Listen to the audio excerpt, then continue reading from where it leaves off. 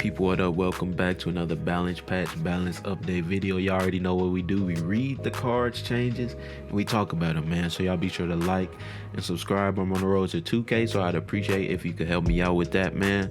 And let's get into it, bro. We got a lot of changes to talk about, so I'm gonna try to make it as quick as possible. Right, we got Captain Marvel, Adam Warlock, Psylocke, Apocalypse. They nerfed Thanos again with the Mind Stone.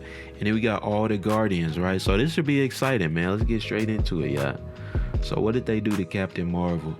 So they went ahead and gave her just one more power. And so before I even read the changes, I definitely think she needed more power, right? I don't know if y'all saw the tier list video I did with Prashan, right? But basically it just comes down to her being too weak. So she needed something. She might even need a little bit more, but let's go ahead and read, what they had to say about her. Captain Marvel at 4/5 proved to be one of our strongest cards last year, but times have changed. The deck Captain Marvel most strongly supported has been substantially weaker in the new metagame, and at 4/4, Captain Marvel hasn't seen the level of play we like. Given we think the metagame can tolerate the stronger card once again, we're excited to try this buff and hope it can stick long term for one of our most exciting cards and characters. I like it, and I also don't think it's going to be too bad right now, especially since cards like Cannonball came out, so we're seeing a lot more Kingpin and stuff like that.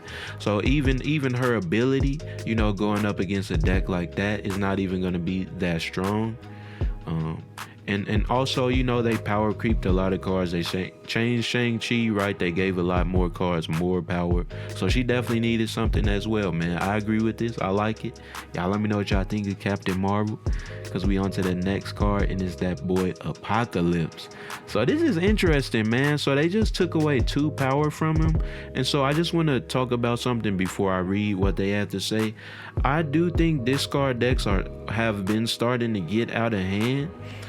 However, I don't necessarily think it was Apocalypse's fault, right? I really think the main problem, or the main problem with discard decks, in my opinion, is that it's very hard to counter what your opponent is doing.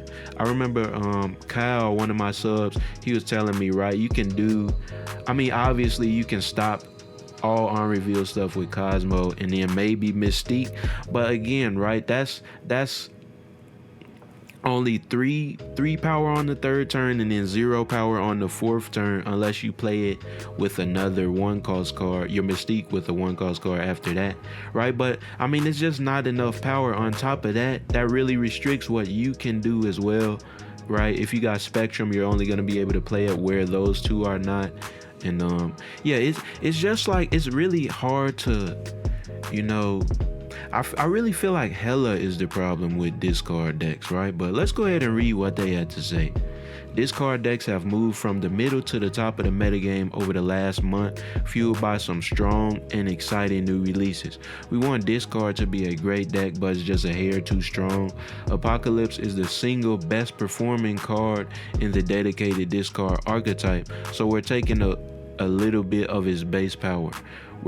We've considered reducing the triggered buff ability instead, but when possible, we prefer to put strength in the dreams of our cards, and Apocalypse has an exciting one to grow. So that's interesting, man. So they actually said that this is the best performing card in the archetype, right? But I can't argue with the statistics. I just feel personally like Hela and probably Corvus Glaive are the 2 cards that really push that archetype over the edge. Y'all let me know what y'all think, though. As far as this change, I guess, right? Like, your Dracula is still gonna be strong, and you're still gonna get your points for your Morbius at the end of the game anyway. So it's like, I don't really think Apocalypse was the problem. I guess the statistics prove that wrong, but y'all let me know what y'all think, man. Up next, we got the Mind Stone, though. And this is actually this is big, bro, because they kept everything about it the same, except they made it a 2-cost card rather than what it was, which is a 1-cost. And so it's crazy, man. They nerfed Thanos like two times in a row, 2 patches in a row. And I still think he's great, right? When you talk about the big bad cards, what is it? Just Thanos, Galactus, and unfortunately we got Kane, right? I still think he's the best out of those three, and I mean, there you can do whatever you want with Thanos. That's the beauty of it, right? But let's go ahead and read what they got to say about him. Thanos has become a bit of a problem for the metagame. When we adjusted the time stone, we briefly mentioned that the design of Thanos can be constraining. Specifically, the versatility of the stones give the deck a lot of room to maneuver and adapt to whatever the metagame becomes. In all cases, however, the strongest stone in the deck has consistently been the Mind Stone. We consider removing its second draw, but ultimately that's a very appealing part of the card. So for now, we're taking the unusual approach of making it a 2-cost card.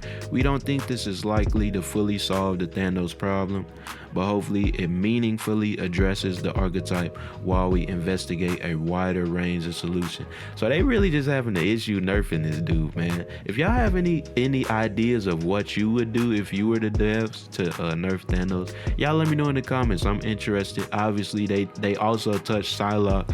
I'm assuming for that same reason, right? They took away one of her power that they gave her like a few patches ago. And let's go, I just see Thanos before I even start reading, but let's go ahead and read up on Psylocke as well. We buffed Psylocke many months ago, and since then the card has enjoyed a range of interesting homes. In recent months, Psylocke use has become restricted to almost exactly Thanos, where his performance is surprisingly among the strongest cards in the deck. Given we're looking for some ways to shave strength away from Thanos in the current metagame, that makes reverting Psylocke's buffs a logical step, albeit a small one. Yeah, man, so it just seems like they really just trying to deal with Mr. Infinity Gauntlet, and it's really hard too, bro. Like, he literally gives you 7 cards, so automatically that's huge, right? Regardless of whatever the abilities the cards have, you got 7 more cards to use on top of the, the 11 others that you already had in your deck, right? So I mean, it's just tough to, properly balance him, man. Again, you could do whatever you feel like. You could run him on any archetype and be successful, right? So it's just really hard to, adjust them. As far as Psylocke, I mean, she's fine, right? This is how she was before, and people were still using her before months ago. And I guess this is just to attack Thanos. I don't really think this is a big deal for Psylocke, right? You're still gonna be able to use her with your Mr. Negative and all that cool stuff, right? So that's I don't really feel like that changes that big of a deal. But we do got Mr. Adam Warlock, man. They just gave him 1 power. Y'all know I just did my Adam Warlock video a few days ago, or a few videos ago at this point, and even at 5/5, I feel like, only getting 5 power on the 5th turn, or if you sneak them out with Psylocke and get them out on the 4th turn, I feel like that's just not enough, bro. All of the other 5-cost cards are stronger. On top of that, you could just play a 4-cost plus a 1-cost card. You could play a 2 plus a 3, you know what I mean, for more points. So it's just very hard to adjust him as well without making him broken, because if you make him like a 5/8, you're guaranteed to have that extra card on that last turn, right? Let's go ahead and read. As previously discussed, we made the last change to Adam Warlock with an abundance of caution.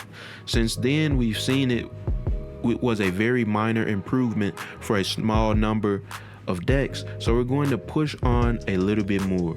We believe the design could go to 5/6 fairly easily, but one archetype we're interested in here is Cerebro 5. Ooh, I didn't even think about that, which can be a very, very difficult deck to serve.